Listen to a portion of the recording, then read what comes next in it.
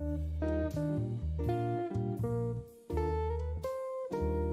welcome to Brown Girl Book Lover. I am Leslie Ann Murray. Today I am with the lovely Nancy Johnson, and we're going to be talking about her book, The Kindest Lie. Nancy, welcome to Brown Girl Book Lover. Thank you so much, Leslie Ann. It's good to be here. Tell me about the concept of your book. Sure. So The Kindest Lie is a story of family, sacrifice, and love, all of it at the intersection of race and class at the dawn of the Obama era. And the book centers on a woman named Ruth Tuttle. She's a successful Ivy League educated Black engineer in Chicago, definitely on the come up. She's got this great house, wonderful husband, but she's been keeping a secret from him and from a lot of people in her life. And the secret is that she gave birth to a baby, to a little boy, when she was just 17 years old. And she left that baby behind in the dying Indiana factory town where she grew up. And so her husband's like, it's time for us to have a baby. And so, she's got to make peace with her past. So she goes back to her hometown to search for her son. And when she gets there, she forms this unlikely friendship with a young white boy nicknamed Midnight. And he's mired in the, he's mired in the very poverty that she managed to escape. And so when the two of them come together, they're on this collision path of race and class, and both of their lives are changed forever. I love reading the book, and I loved how you had one section that is based in Ruth's point of view and another section based in Midnight's point of view. Why did you do that?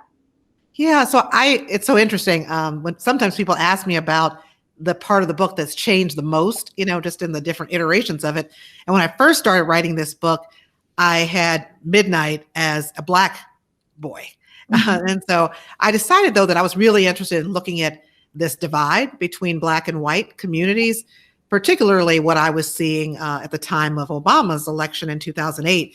And so I thought, if I'm going to tell this story about Black folks as well as about working class white people at this time, during the Great Recession, I needed to have a white character. And so then that's how I created Midnight as a white boy. And I thought, these two people, Ruth and Midnight, they're so different from each other. And I could have just told it from Ruth's point of view, but I wanted to also hear kind of the other side, of what it's like to be white in America as well at this time of economic strain. And they are so different, Ruth and Midnight, on the face of it, in terms of age and race and all that. But yet they have this commonality. They both have this mutual need for family connection. And they both kind of stand on the outside of things in many ways. And so I thought, they fulfill a need for each other. And so I decided that's why I wanted to, have this story told from both of their perspectives and bring the two of them together in the narrative. When I read this book, I kept seeing, wow, we can really tell how the Trumpism begun, right? Through this perspective of this white child and his father. Right. That's so true. And, when I wrote this book I started writing it during the second term of Barack Obama. So I had no idea that we were going to have a Donald Trump, after that, when I wrote the book. But it's interesting how this works, because I was inspired to write it because of the racial divide that I saw when Obama was elected president. And I do believe that what brought us Trump, it was a backlash against having the first Black president. And speaking about broken, you really captured what it feels to be emotional broken and what it feels to be economically broken by the tongue of Granton, right? We see it being dilapidated. We see like the big box stores are no longer there, but also we see the brokenness in the people, especially the men. Yeah, that's true. Yeah, so many people have asked me about Ganton, Indiana, and whether that's a real place. People are like, oh, I was Googling it and I couldn't find it.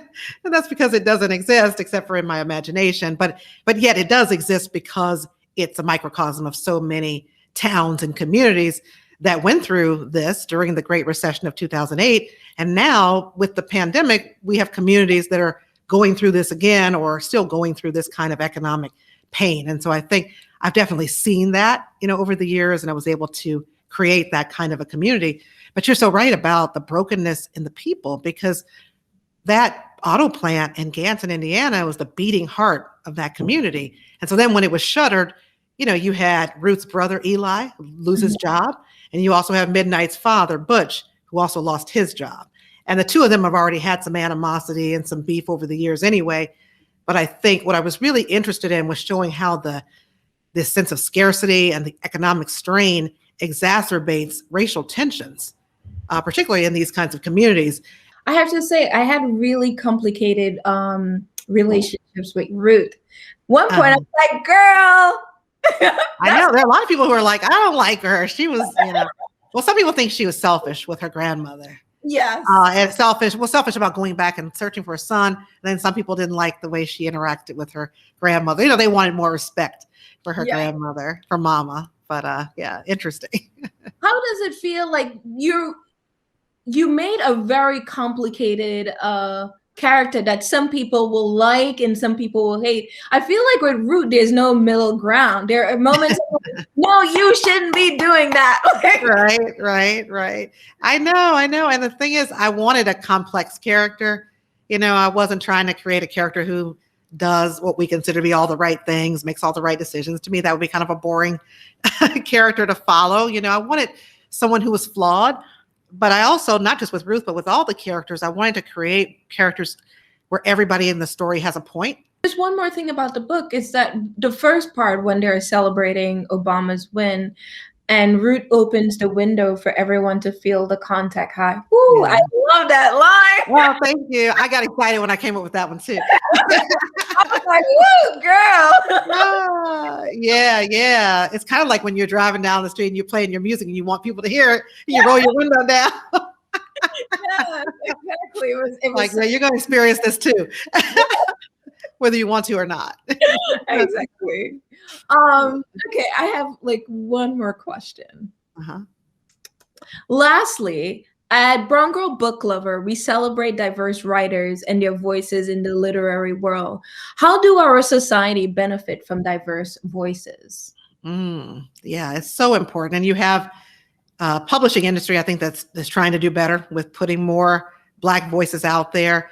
But I think a lot of it is about how media, which books are, I think, a part of that, TV, movies, books, they all shape how we see ourselves and how others out there see us as a Black community. And so I think that's where Black literature really contributes. It's about us and our own self-esteem and seeing ourselves on the page. I tell people I grew up reading Nancy Drew mysteries. I love them. I still have like more than 60 of those books, but I didn't see anybody in those books who looked like me. I didn't see any little Black girls like me. And that impacts how I view the world and how I view my own beauty and my own intelligence and, my self-esteem. And so I just think it's so important for us to put these images on the page so that other Black folks can see themselves in the literature. But I also think it impacts the larger community too, in terms of how we're policed. What are the images? If you only see Black people when they're in a perp walk, after they've committed some kind of a crime, then that's going to impact how we get policed. Where the grocery stores are placed in our communities, how we're educated, all of it. And so I just think there's just this huge responsibility that we have. And there's also this struggle that Black authors have because there are so few of our stories, even though you see some that make the headlines, but there's still few when you look at the entire canon of literature. And you have so many Black authors having the discussion about, we don't always want to write about Black pain and Black struggle. And the reason that we say that is because we don't have as many other stories out there. I think if we had a plethora of stories, then sure, you can write about Black pain because there's still plenty of other books out there about Black joy. Yeah. And I think in The Kindest Lie, I have Black struggle for sure in this book, but I also have moments of Black joy as well. Yeah. You've got Ruth and her best friend from growing up, Natasha, sitting on her bedspread, playing the hand clapping games, of their youth and those kinds of moments, or playing spades or bid whist, card games, so there's just all these moments of joy that I tried to pepper in there because I think all of those equal what it means to be Black in America. Oh, thank you, Nancy. And I want to thank you for writing this book that I could see myself in, right? Because, I live in New York. I have those friends, I understood Ruth, even though I was like, girl, I know, right? And that girl is a loving girl, right? Yeah. So I just want to thank you for writing such a beautiful book that, you know, Black women especially can see themselves in, and everyone can see themselves in and understand. And I wish you a lot of joy and a lot of success. And I am celebrating you and your debut. Thank you so much. I really do receive that, and I appreciate it. I need to hear that. Yeah. So thank you, thank you, thank you. Thank you, Nancy.